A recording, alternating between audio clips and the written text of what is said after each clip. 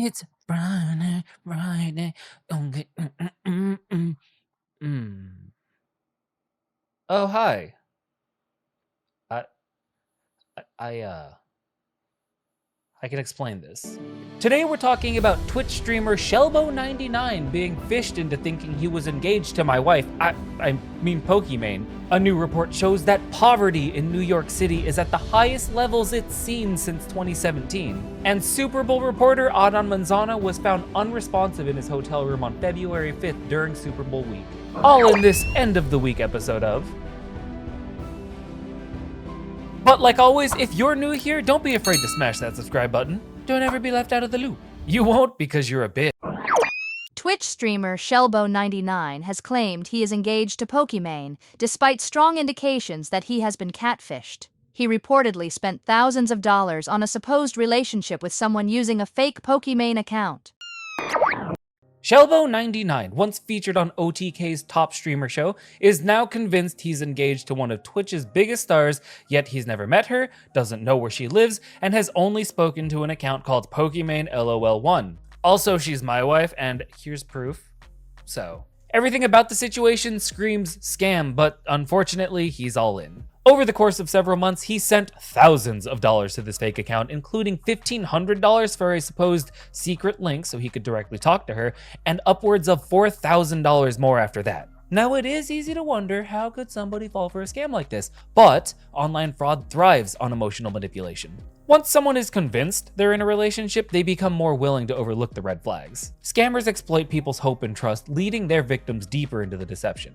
Also, I can't say for sure, but after watching his clips, I get a sense that he might not fully understand what's happening. Like, it doesn't seem he's just gullible here. He may genuinely be struggling to recognize he's being taken advantage of. And that's all I'm gonna say about that. I'm not trying to shame anything. I'm just saying it's something I noticed, which makes this whole situation just that much sadder. Anyways, Shelbo went so far as to travel to California to find Pokimane, leaving himself homeless for nearly 2 weeks. See what I mean? These aren't things you do if you're, let's say, fully there. Don't hate me, please. Now, despite social media companies knowing this is a rampant problem, they seem reluctant to do anything about it. Impersonation scams are everywhere, with fraudsters making slight tweaks to usernames to trick people into thinking they're talking to celebrities or influencers. Even with verified badges and AI-driven moderation, fake accounts continue to operate freely, preying and scamming on vulnerable users. And right now, Shelbo definitely seems convinced his engagement is real. Whether he eventually faces reality or keeps chasing the illusion, the damage is already done. He's lost thousands of dollars, his stability, and possibly his sense of trust in others. A new study by the nonprofit Robinhood and Columbia University reports that poverty in New York City has reached its highest level in 7 years. New York City! Okay, so New York City has always been an expensive place to live, but these numbers are fucking staggering.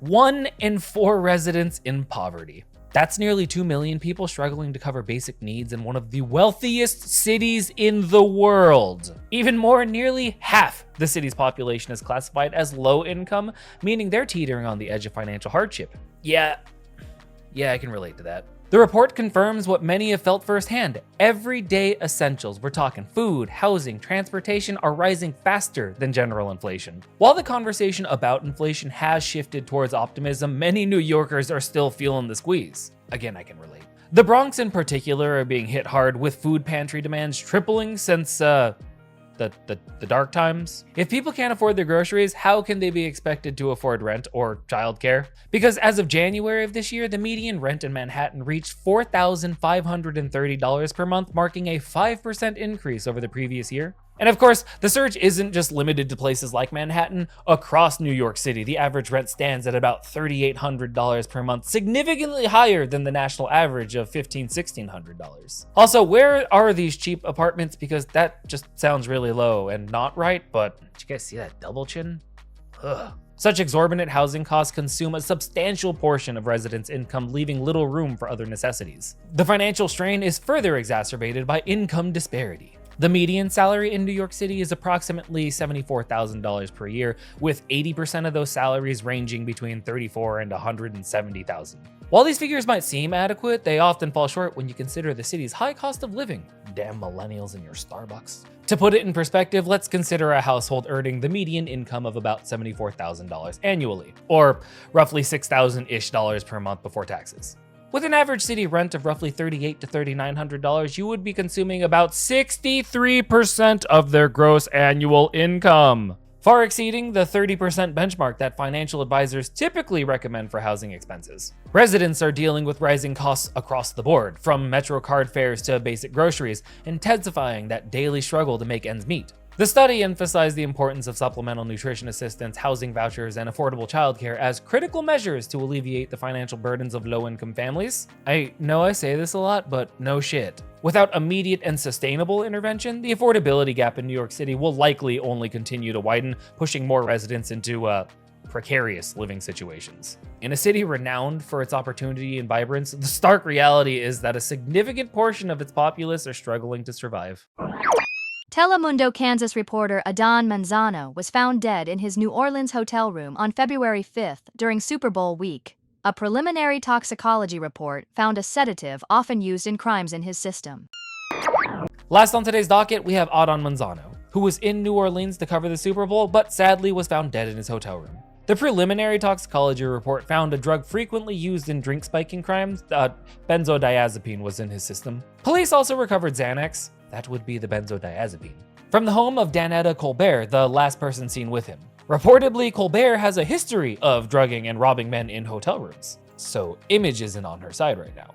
She was also previously arrested in Las Vegas twice on charges of grand larceny and administering a drug to aid in a felony crime, though both cases were dropped when the victims refused to testify. Actually, it doesn't sound like she is innocent. She was also conveniently convicted of theft and fraud in Louisiana of last year. 2 for 2, lady. Surveillance footage from Manzano's hotel shows Colbert entering his room around 5 a.m. and leaving roughly an hour later alone. Soon after, Manzano's credit card was conveniently being used at multiple stores. Now, police have charged her with theft and fraud, but haven't ruled out the possibility of more serious charges once the full autopsy and toxicology reports are completed. And if those show that Manzano was deliberately drugged, Colbert could be facing far more than just financial crimes at this time.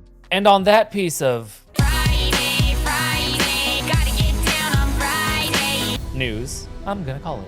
Now, if you made it all the way to the end of the video, I feel like you owe me a like, so, maybe push the button down there and, well, I'll catch you next time.